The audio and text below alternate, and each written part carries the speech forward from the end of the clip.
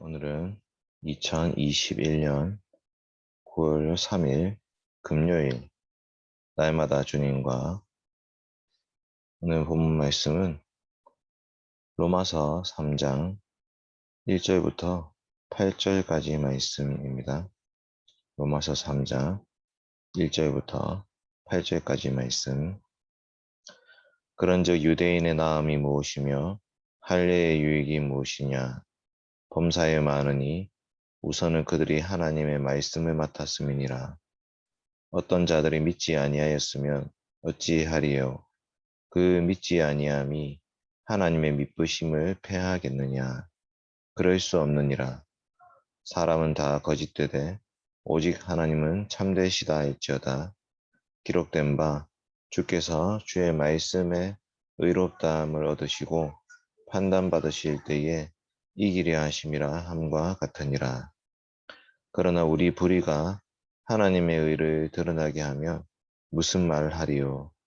내가 사람의 말하는 대로 말하노니 진노를 내리시는 하나님이 불의하시냐? 결코 그렇지 아니하니라. 만일 그러하면 하나님께서 어찌 세상을 심판하시리요? 그러나 나의 거짓말로 하나님의 참되심이 더 풍성하여 그의 영광이 되었다면 어찌 내가 죄인처럼 심판을 받으리요? 또는 그러면 선을 이루기 위하여 악을 행하자 하지 않겠느냐? 어떤 이들이 이렇게 비방하여 우리가 이런 말을 한다고 하니 그들은 정죄받는 것이 마땅하니라. 아멘. 오늘 말씀의 내용은 유대인의 특권, 그 다음에 유대인의 특권과 하나님의 신실하심, 이런 것들에 대한 말씀입니다. 유대인들이 계속해서 죄를 짓는다. 할례도 받았지만 그 할례가 무할례가 된다. 율법을 계속해서 범한다. 라고 하면서 그러면 도대체 유대인이 뭐 더 좋은 게 뭐가 있냐. 이렇게 이제 질문하는 사람들이 생긴 거죠. 그래서 그들에게 말합니다. 그들에게 하나님께서는 하나님의 말씀을 맡기셨습니다. 이렇게 얘기하고 있습니다. 근데 이제 유대인들이 믿지 않는 거죠. 하나님 말씀을 맡았지만 그 말씀을 전해야 될 사명을 받았지만 믿지 않는 것입니다.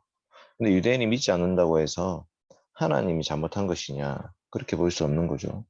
하나님은 신실하시기 때문에 하나님 말씀을 반드시 지키시는 분이십니다. 하나님은 의로우신 분이십니다. 그래서 하나님이 세상을 심판할 수 있는 것도 하나님은 의로우신 분이시기 때문입니다. 그러니까 이 유대인들의 불의함, 유대인들의 불신, 유대인들의 거짓됨 이런 것 때문에 하나님에게 어떤 아무런 해가 갈 수가 없는 거예요. 근데 이제 우리가 착각하는 게 교회 때문에 하나님이 더럽혀진다 이렇게 생각하는데 그럴 수 없죠. 교회를 택하신 분 하나님이시고 부르신 분 하나님이시지만 교회의 죄악에 대해서 하나님 징계를 하십니다. 그런 방식으로 하나님과 교회는 구별되는 거예요. 그리고 교회의 죄악에 대해서 하나님이 침묵하시지 않는 것 때문에 정말 하나님 의롭고 거룩하시다는 것이 더 드러나게 되는 거죠. 자, 여기서 한 가지 이제 오해가 생기는데 뭐냐면 그러면 우리의 죄악됨이 하나님의 의로우심을 더 드러내게 하기 때문에 우리가 더 많은 죄를 지으면 더 죄를 많이 지으면 지을수록 하나님이 더 의롭게 되신 거 아니냐 이렇게 얘기하면서 더 죄악을 향해서 치닫자 그렇게 달려가자 이렇게 우리 이제 사도 바울을 비롯해서 교회의 직분자들이 그렇게 가르친다고 유대인들 가운데 얘기하는 사람들이 있었습니다. 이게 뭐냐면 전형적인 율법주의에서 복음으로 넘어가는 그 과정에서 복음만 증거한다 했을 때 율법주의자들이 비방하는 그런 말들이죠. 그렇게 하면 도대체 어떻게 살아야 되는지에 대해서 아무도 가르치지 않지 않냐 이렇게 얘기를 하는 거예요. 그런데 바울이 얘기합니다. 우리를 향해서 그렇게 비방하는 자들은 오히려 하나님으로부터 더 정죄를 받게 될 것이다 이렇게 얘기했어요. 그래서 오늘 말씀에 이제 우리가 적용을 좀 한다면 먼저 우리는 우리 자신을 돌아봐야 되죠. 하나님 우리한테 주신 은혜와 특권이 있지만 그것을 바르게 사용하지 않았다. 계속해서 불신실하고 믿지 않고 거짓되고 악을 행하고 우리는 계속해서 그렇게 살아오고 있습니다. 반대로 이제 하나님 어떤 분이신가? 그럼에도 불구하고 하나님은 신실하시고 의로우시고 참되신 분이에요. 그래서 그 간격이 멀어지면 멀어질수록 더 우리는 그저 회개할 수밖에 없죠. 그리고 우리 그런 모습들을 아시면서도 불러주신 은혜에 감사할 수밖에 없고 주님을 바라볼 수밖에 없습니다. 예. 그런데 그렇다고 해서 그 거리가 멀어지면 멀어질수록 하나님의 은혜가 더 커진다고 해서 내가 죄를 짓고 사는 것이 괜찮다 이렇게 말해서는 안 됩니다.